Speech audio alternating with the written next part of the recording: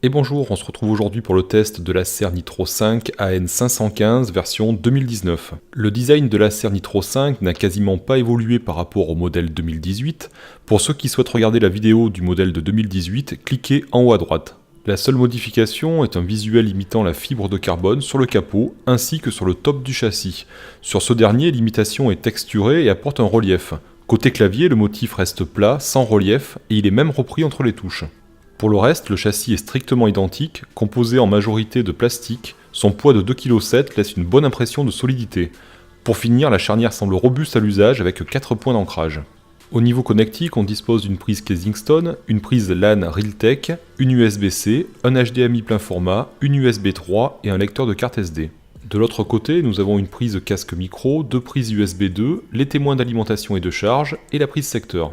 Le clavier reste le même que la version précédente avec une couleur et un rétroéclairage rouge. La course des touches reste courte et la texture douce. Dommage que l'emplacement des lettres soit centré et que la couleur rouge soit trop tape à l'œil. Il aurait fait un clavier parfait pour la bureautique. Le pavé tactile est détouré par un liseré rouge et sa surface est tachetée de points blancs plus ou moins brillants. Il supporte la fonction à deux doigts. L'écran est une dalle IPS mat avec des couleurs justes par défaut. Les angles de vision ouverts permettent une bonne lisibilité quel que soit l'emplacement.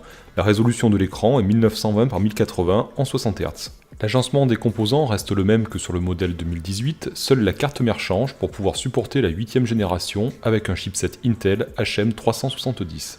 La batterie de 48 Wh assure environ 4 à 5 heures avec Wi-Fi actif, hors jeu bien entendu. Pour le reste des composants, on note la présence d'une carte Wi-Fi Intel AC9560 qui supporte le Bluetooth 5. L'ajout d'un disque SSD au format M2 est possible, le rajout de mémoire est possible pour un total de 32 Go. Le refroidisseur du processeur et de la carte vidéo est identique au modèle de 2018.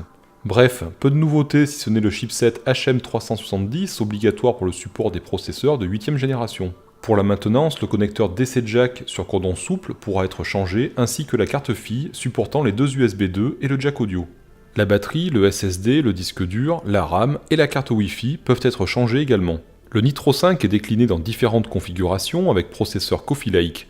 Nous testerons ici l'i5 8300H et l'i7 8750H avec comme carte vidéo une GeForce GTX 1050. Tous les jeux récents sont supportés en Full HD, mais sur certains, il faudra faire des concessions au niveau des tailles. Passons par le site d'Intel pour comparer les spécifications de l'i5 et de l'i7.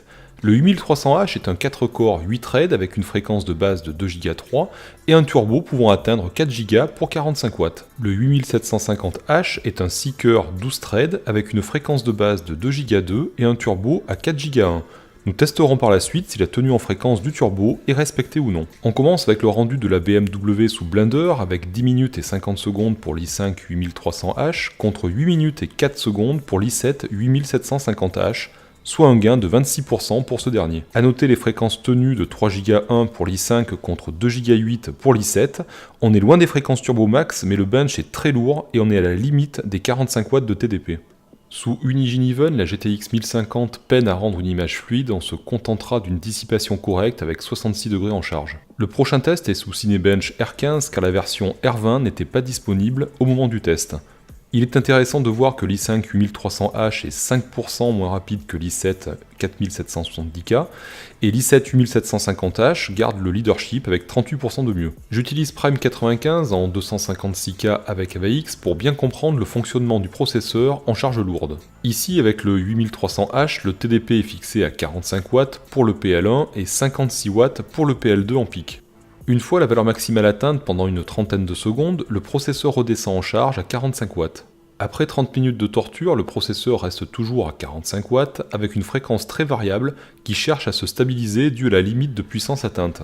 La température oscille entre 76 et 78 degrés, des valeurs normales pour ce processeur. Le fonctionnement de l'i7 8750H est très similaire avec des limites de TDP identiques à l'i5 avec 45 watts en PL1 et 52 watts en PL2.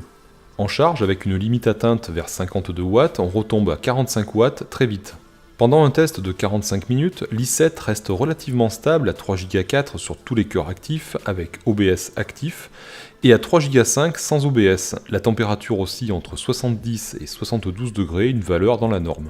Pour conclure, la version 2019 du Nitro 5 apporte comme nouveauté que ses processeurs de 8ème génération. Un gain quand même notable par rapport à la génération précédente en applicatif, mais quasiment identique en jeu car la carte vidéo reste une GTX 1050. Deux autres modèles existent en 1050 Ti et 1060, des modèles à favoriser pour ceux qui veulent vraiment jouer.